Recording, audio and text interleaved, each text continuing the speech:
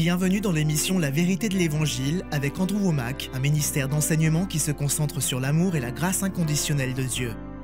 Nous avons une meilleure alliance fondée sur de meilleures promesses et nous avons accès à une meilleure relation avec Dieu. Toutes les choses que nous espérons, pour lesquelles nous travaillons et prions, nous les avons déjà, car Jésus nous les a données. Et maintenant, voilà Andrew. Bienvenue dans notre émission La vérité de l'Évangile. Aujourd'hui, je continue à enseigner au sujet de la prière. J'ai intitulé cet enseignement « Une meilleure manière de prier » et j'ai écrit un livre à ce sujet qui vous bénira vraiment. Nous sommes dans notre 3e semaine d'enseignement de cette série « Une meilleure manière de prier ». Au cours des 2 dernières semaines, j'ai pu choquer les gens en parlant de ce que la prière n'est pas et en m'opposant aux nombreuses idées reçues que les chrétiens ont concernant la prière. Puis dans l'émission précédente, j'ai parlé de ce qu'est la prière. Et en substance, j'ai essayé de démontrer que le but premier de la prière est la communion, la relation avec Dieu. Ce n'est pas le seul but de la prière, mais c'est le but premier de la prière. Si vous comprenez mal le but ou l'objectif de la prière, vous en arriverez au point où à chaque fois que vous vous présentez devant Dieu, vous pensez devoir faire tout un tas de simagrées. Et je connais des gens qui sont ainsi à chaque fois qu'ils commencent à prier. Ils ont la voix qui se met à trembler, ils pleurent et ils crient « Oh mon Dieu !» Ils pensent devoir implorer Dieu et paraître extrêmement passionnés. Et je sais que ce que je dis peut vous prendre à rebrousse-poil. Je ne cherche pas à vous blesser, je dis simplement que si vous êtes ainsi, si votre voix change complètement lorsque vous priez, et si vous en arrivez au point où votre voix se met à trembler, si vous êtes au bord des larmes, et dans les émotions, je le dis avec amour, mais vous êtes hypocrite. Il se peut qu'il y ait des moments où vous ressentiez réellement de telles émotions et où il serait approprié de réagir ainsi. Et le point que je veux souligner, c'est que la prière devrait être la recherche de la communion, de la relation, tout simplement. Si vous venez me parler, par exemple, comment allez-vous me parler? Allez-vous commencer à utiliser un vieux français? Est-ce que vous allez vous adresser à moi avec un langage que vous n'utilisez pas dans la vie de tous les jours? Si ce n'est pas ainsi que vous agiriez à mon égard, pourquoi le feriez-vous avec Dieu? Il existe tellement de traditions religieuses, et je vous le dis, nous avons modelé notre prière en fonction de ces traditions, et je ne crois pas que cela nous rapproche vraiment de Dieu. Je pense que j'ai déjà utilisé cet exemple dans une de mes émissions précédentes, mais cela vaut vraiment la peine de le répéter. Lorsque j'ai commencé à rechercher le Seigneur, je savais que j'avais besoin de passer du temps avec lui, car avant cela, je faisais ma vie comme je l'entendais. Aujourd'hui, j'ai pris conscience de Dieu et j'ai pris conscience que je passais à côté de beaucoup de choses. Ainsi, j'ai fait de la prière une discipline. Si vous vous disciplinez à prier 1 heure ou 2 par jour, ou peu importe, si c'est dans le but de vous discipliner, alors je pense que c'est bien. En revanche, si vous le faites pour dire « Mon Dieu, j'ai besoin que tu fasses quelque chose pour moi », alors je vais prier 1 heure et cela te rendra redevable envers moi. Tu vas devoir agir dans ma vie parce que j'ai prié pendant longtemps et que j'ai fait ceci ou cela. Je sais que vous ne le diriez probablement pas en ces termes, mais c'est exactement ce que beaucoup de gens pensent. Ils pensent que s'ils font ceci, alors Dieu est obligé de faire cela et ils utilisent la prière non pas comme un moyen de communier et communiquer avec le Seigneur, de l'aimer et d'entrer en relation avec lui. Ils l'utilisent comme un moyen de le manipuler, de faire pression comme un levier et de faire agir Dieu. Ils veulent faire agir Dieu par leur prière. Et c'est une mauvaise attitude. C'est une erreur. Ce n'est pas le but de la prière. Je crois que le but premier de la prière est simplement d'entretenir la relation et la communion avec Dieu. Elle permet simplement d'apprendre à le connaître, d'être en sa présence, de l'écouter. Et il vous écoute également. C'est une conversation. Il faut que ce soit une conversation à double sens. Et malheureusement, pour de nombreuses personnes, la prière est devenue un acte religieux. C'est ainsi qu'au début, j'ai commencé à me discipliner. Et ce n'était pas facile. Je me souviens de la première fois où je me suis dit que j'allais prier 1 heure. J'ai prié pendant un long moment et je pensais que je devais avoir fait au moins une demi-heure. Mais en jetant un coup d'œil à ma montre, cela faisait moins de 5 minutes. Cela a été difficile au début parce que j'étais tellement habitué à faire les choses à ma façon, à penser par moi-même et à ne pas être conscient de Dieu. Mais je me suis discipliné. C'était une bonne chose pour moi de m'obliger à me concentrer sur Dieu. Mais cela est devenu, avec le temps, comme une forme de rituel. C'était devenu une pratique légaliste. Et j'ai déjà donné ce témoignage, mais je sais que tout le monde ne regarde pas l'émission tous les jours. Et à cette époque, je me levais et je priais de 7h à 9h. Et puis un jour, j'étais en train de lire ma Bible et je priais en même temps. J'étais en communion avec Dieu. Dans l'émission précédente, j'ai utilisé un verset tiré de Psaume 5:1. « Prête l'oreille à mes paroles, ô Seigneur, considère ma méditation. » Vous savez, lorsque vous méditez sur le Seigneur, lorsque votre pensée est concentrée sur lui, et que vous lisez les Écritures, ou lorsque vous rêvassez tout simplement, en pensant à lui et en disant « Dieu, que veux-tu que je fasse? Père, merci pour cette belle journée » et d'autres choses de ce genre. Lorsque vous ne faites que méditer et penser à Dieu, à mon sens, c'est une forme de prière. Et quoi qu'il en soit, j'étais en train d'étudier la parole et Dieu me parlait et j'en retirais des choses extraordinaires. Et j'ai regardé ma montre et il était peut-être 7h moins le quart ou quelque chose comme ça. Et je savais que bientôt j'allais devoir consacrer 2 heures à la prière. Et lorsque j'ai réalisé cela, j'ai pensé, Dieu, je sais que tu sais ce à quoi je pense, alors autant te le dire. Et j'ai ajouté, Père, je suis désolé, mais je redoute ces 2 heures de prière. À partir de 6h45, je commence à le redouter. Et le Seigneur m'a répondu et m'a dit, ne t'inquiète pas, Andrew, je commence moi-même à le redouter dès 6h30. C'est alors que j'ai réalisé que Dieu ne prenait pas plaisir à cela non plus. Je n'appréciais pas ce pseudo-temps de prière. Alors je me suis dit, si Dieu ne l'apprécie pas et que je ne l'apprécie pas, pourquoi le faire? Du coup, j'ai cessé de me forcer à prier pendant un temps bien déterminé. Je répète, dans un certain cas, il peut y avoir un avantage à se chronométrer et à se forcer, à se discipliner pour garder ses pensées sur le Seigneur et ne pas aller ailleurs ou faire quoi que ce soit d'autre. Cela pourrait être quelque chose que vous faites pendant un temps pour vous aider à vous discipliner, mais ce n'est certainement pas ce qu'est la prière. La prière n'est pas simplement le fait de passer un certain temps à parcourir votre liste de prières et à faire toutes ces choses. Il s'agit de communion. Il s'agit d'une relation avec Dieu. Certaines personnes appellent cela la prière conversationnelle. On parle simplement à Dieu. Vous parlez à Dieu comme vous me parlez à moi, mais avec beaucoup plus de révérence, de respect peut-être, de foi et tout le reste. Mais vous ne changez pas de personnalité. Vous ne vous mettez pas à parler en vieux français. Vous parlez simplement à Dieu. Et en effet, que dit le passage dans 1 Thessaloniciens chapitre 5 ? Priez sans cesse. Je pense qu'il y a 2 façons d'interpréter cela. La première est qu'une fois que vous avez prié pour quelque chose et que vous avez exprimé votre foi en disant « Père, tu as pourvu à cela et donc je le reçois au nom de Jésus ». Je ne crois pas que vous puissiez revenir sur cette prière. Vous ne pouvez pas l'annuler. Vous ne pouvez pas vous opposer à elle. Vous priez et vous n'abandonnez pas jusqu'à ce que vous voyiez la manifestation de ce que Dieu vous a promis. C'est une façon d'interpréter le passage qui dit « prier sans cesse ». Une autre façon de l'interpréter est de savoir que vous ne pouvez pas prier 24 heures sur 24, mais que vous pouvez cependant méditer, être en communion avec le Seigneur dans votre cœur 24 heures sur 24. Il se peut que 24 heures sur 24 soit un peu excessif, mais la nuit dernière, pendant que je dormais, je rêvais que je parlais au Seigneur. Le Seigneur me parlait. Et je lui parlais en retour. Et quand je dors, je pense constamment au Seigneur. Et quand je suis éveillé, je ne fais jamais rien sans penser au Seigneur. Je suis constamment en communion avec lui, ainsi je pense que c'est une autre façon d'interpréter ce passage, prier sans cesse. Cependant, je ne crois pas qu'il soit possible de vivre ces moments particuliers où on s'enferme, où on se met à genoux et où on déverse son cœur à Dieu, les mains levées et les yeux fermés, dans une certaine attitude 24 heures sur 24. Vous ne pouvez pas faire cela pendant que vous conduisez. J'espère que vous gardez les yeux ouverts en conduisant et que vous ne pensez pas à autre chose. Vous devez rester concentré sur la conduite. Je ne dis pas que vous ne pouvez pas méditer. Je dis que vous ne pouvez pas être dans cette attitude de prière intense tout le temps.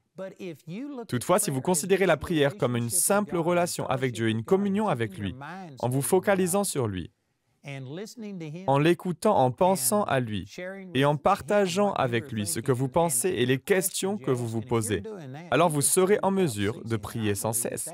Et je crois que c'est l'une des manières principales dont nous devons prier. J'ai déjà partagé certaines de ces choses. Je ne vais pas revenir sur tout cela, mais je rencontre des gens qui se focalisent sur le fait qu'il faut prier 1 heure par jour. Et ils me demandent combien d'heures passez-vous dans la prière. Chaque fois que j'entends cette question, le Seigneur me parle et me dit combien d'heures as-tu passé avec Jamie amie hier. Et je lui dis, j'ai passé toute la journée avec elle. Nous étions ensemble toute la journée. Et combien de temps avez-vous passé à discuter? Je ne sais pas, il serait difficile pour moi de le résumer. J'ai aussi fait autre chose. Je n'étais pas simplement là à lui parler et à converser tout le temps, mais nous étions ensemble toute la journée. Parfois même sans avoir à se parler.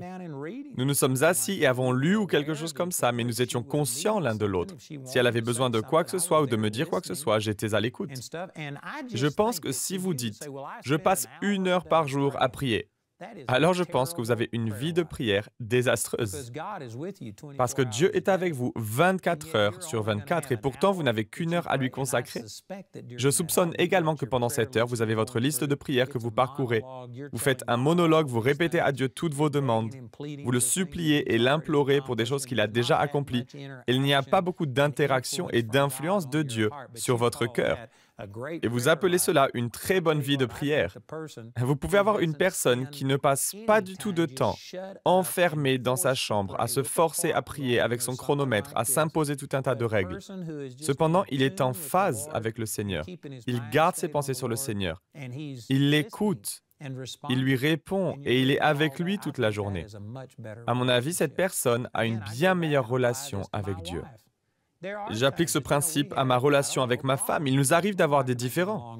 Ma femme et moi nous entendons très bien, mais il nous arrive d'être en désaccord sur certaines choses et de devoir nous asseoir pour en parler, en nous regardant droit dans les yeux. Et c'est intense. Ces moments-là existent. Il y a d'autres moments où l'on rigole et où l'on fait la conversation. Il y a toutes sortes de façons différentes de communiquer.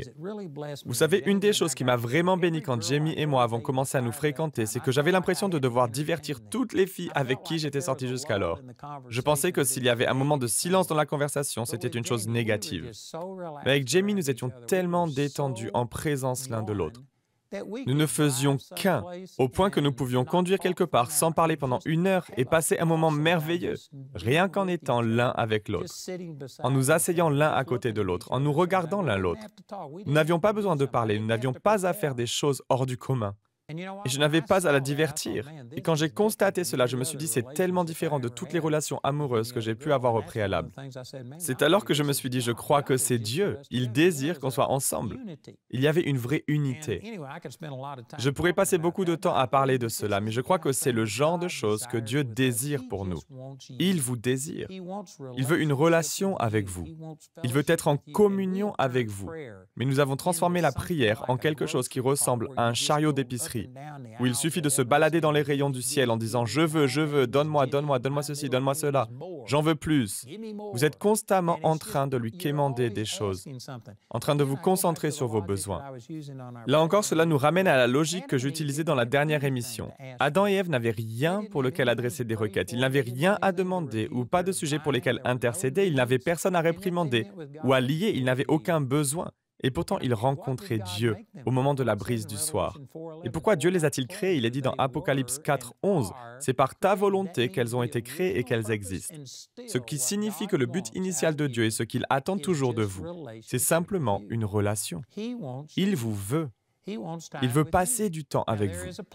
Bien sûr, il y a un temps pour demander quelque chose. Il y a un temps pour se repentir de ce que vous avez fait de mal. Il y a un temps pour intercéder pour d'autres personnes. Mais ce n'est pas ce qui compte le plus. Ce n'est pas la chose principale. Nous devons nous en tenir à l'essentiel et la prière est avant tout le fait d'entretenir une relation avec Dieu. Selon mes propres convictions, je ne vais pas vous citer des versets dans la Bible qui disent cela, mais selon mon opinion personnelle, 90% ou plus de notre vie de prière devrait être consacrée à adorer, à remercier, à aimer Dieu, à lui dire à quel point nous apprécions ce qu'il a fait, à nous rappeler de sa bonté et simplement lui dire merci. Il existe quelque chose appelé la prière d'action de grâce ou de reconnaissance. Et c'est une prière. Il existe également une prière de louange où vous louez simplement Dieu, non seulement pour ce qu'il a fait, car cela serait une action de grâce, mais vous le louez pour qui il est. Il suffit de louer Dieu et de lui dire « Tu es merveilleux, je t'aime, merci beaucoup pour ce que tu as fait ». Et je crois que cela devrait être la majeure partie de votre relation avec le Seigneur. Et je crois qu'il y a beaucoup d'écritures qui vont dans ce sens.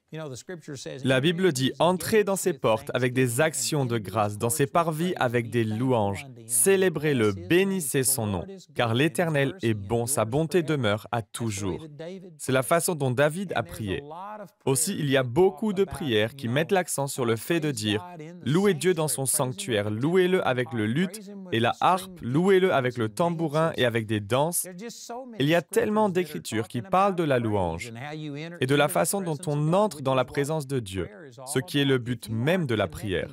Si vous ne vous connectez pas à Dieu, si votre prière ressemble à un monologue, si vous ne faites que débiter les mêmes choses encore et encore, sans jamais laisser à Dieu l'occasion de vous parler, je ne suis pas sûr que ce soit véritablement la prière.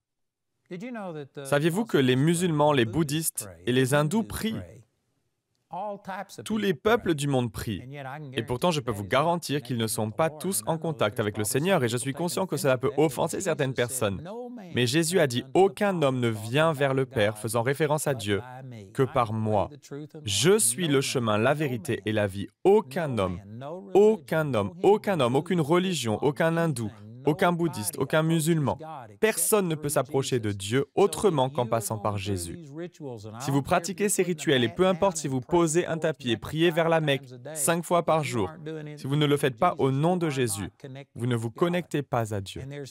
Il y a également des chrétiens religieux qui, même s'ils sont nés de nouveau, ne sont pas plus connectés à Dieu que la personne qui prie vers la Mecque 5 fois par jour, parce qu'ils n'en font qu'à leur tête.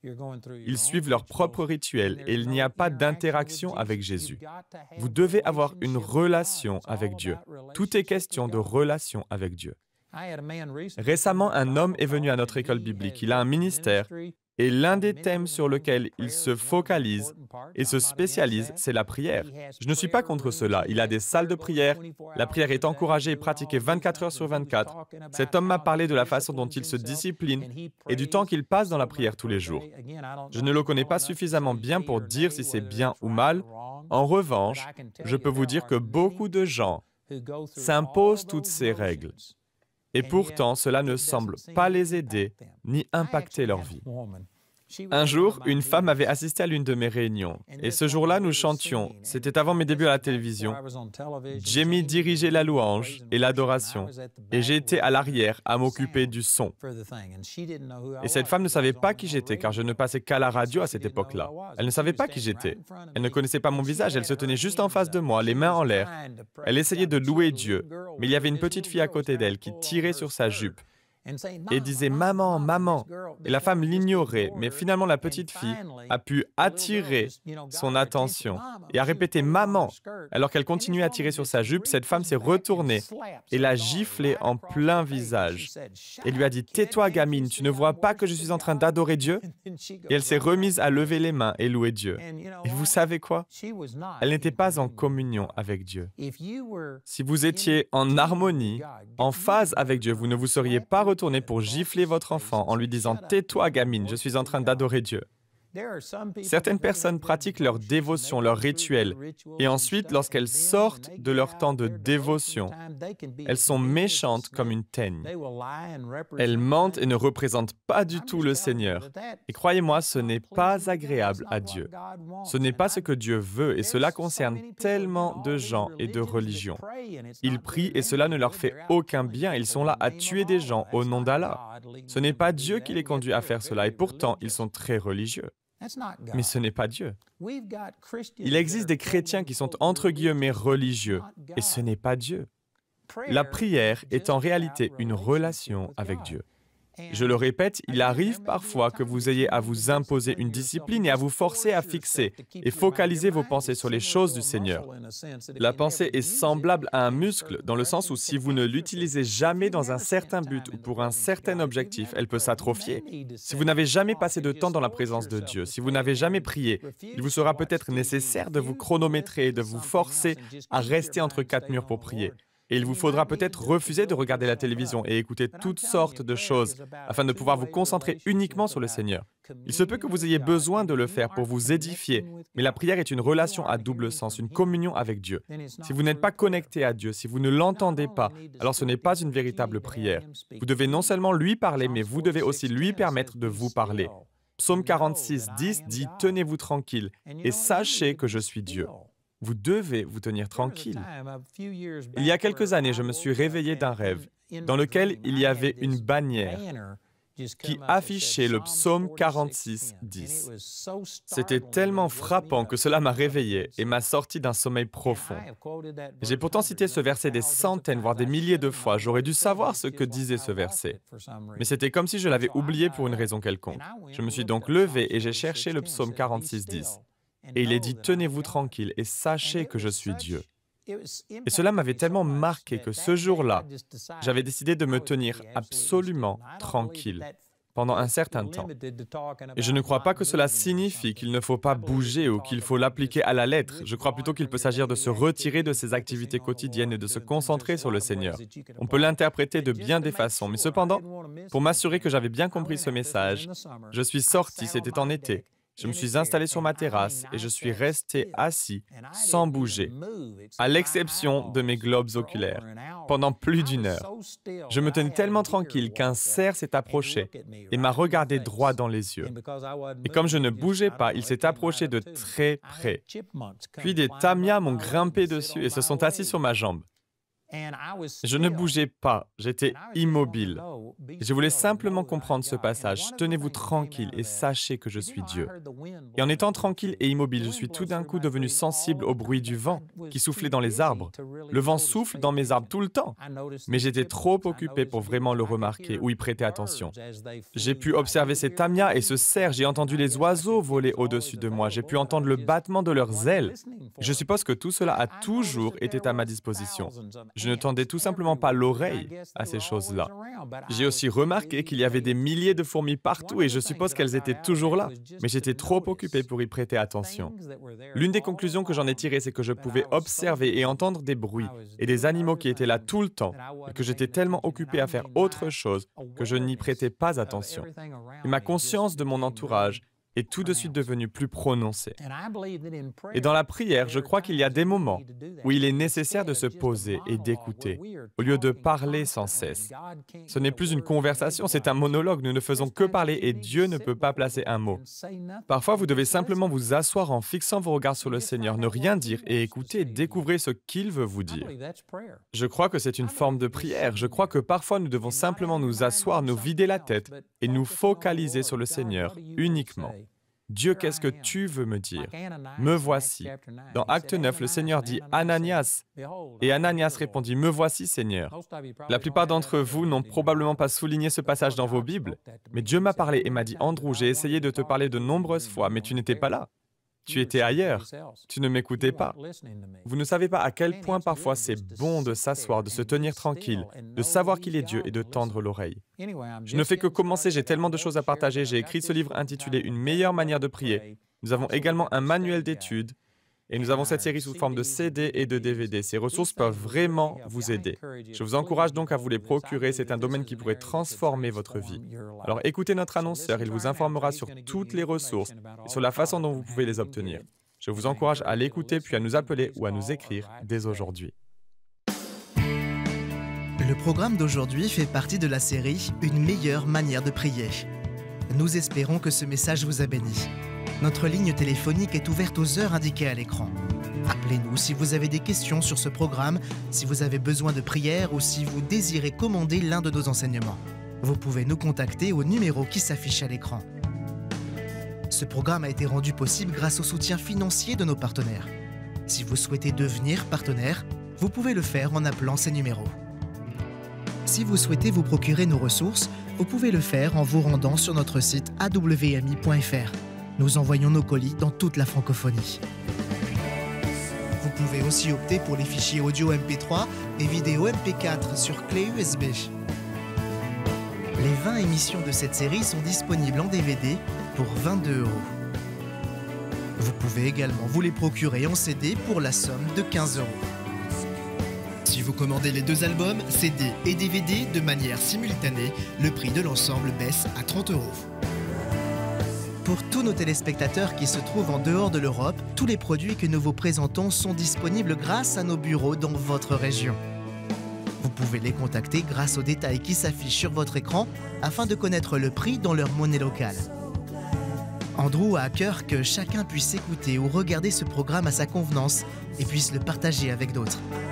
Si vous ne pouvez pas vous permettre d'acheter cette série, nous vous enverrons un lien afin de télécharger gratuitement l'enseignement de cette semaine en version audio MP3. Pour cela, il suffit de nous appeler. Notez que vous ne pouvez profiter de cette offre qu'en appelant notre ligne téléphonique.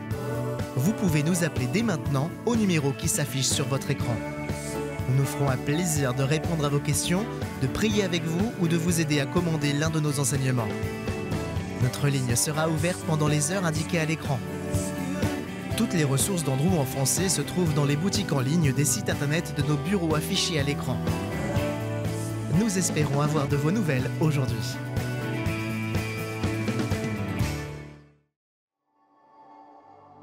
Vous avez été créé dans un but précis, qui a été inscrit dans le cœur de Dieu, bien avant votre naissance.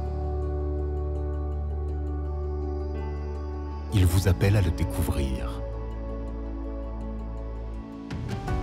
Vous êtes né pour un temps comme celui-ci, pour être un disciple, pour tourner le dos au monde et suivre Dieu. Vous avez été créé avec une destinée que vous seul pouvez accomplir et réaliser. Allez donc, faites de toutes les nations des disciples. Baptisez-les au nom du Père, du Fils et du Saint-Esprit, et enseignez-leur à mettre en pratique tout ce que je vous ai prescrit. Et moi, je suis avec vous tous les jours, jusqu'à la fin du monde. Nous voulons vous aider à connaître Dieu, à faire l'expérience de son amour inconditionnel. Nous voulons vous équiper et vous donner les moyens d'être quelqu'un qui change le monde.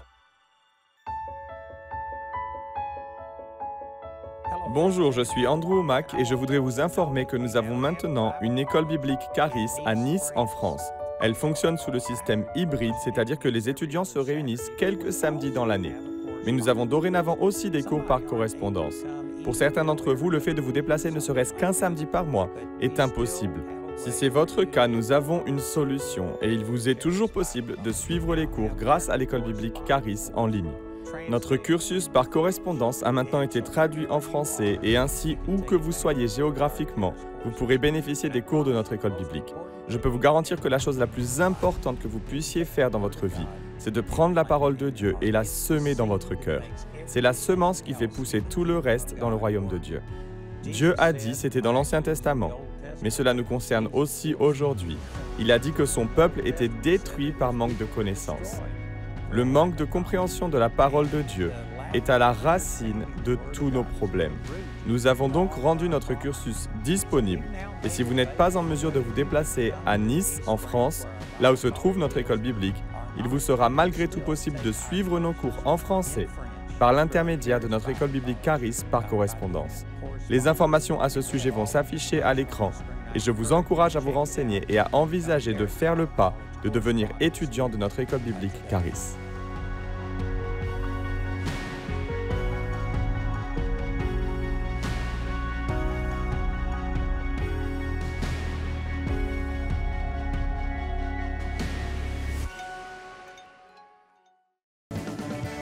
Retrouvez-nous la prochaine fois pour plus de la parole de Dieu dans la vérité de l'Évangile.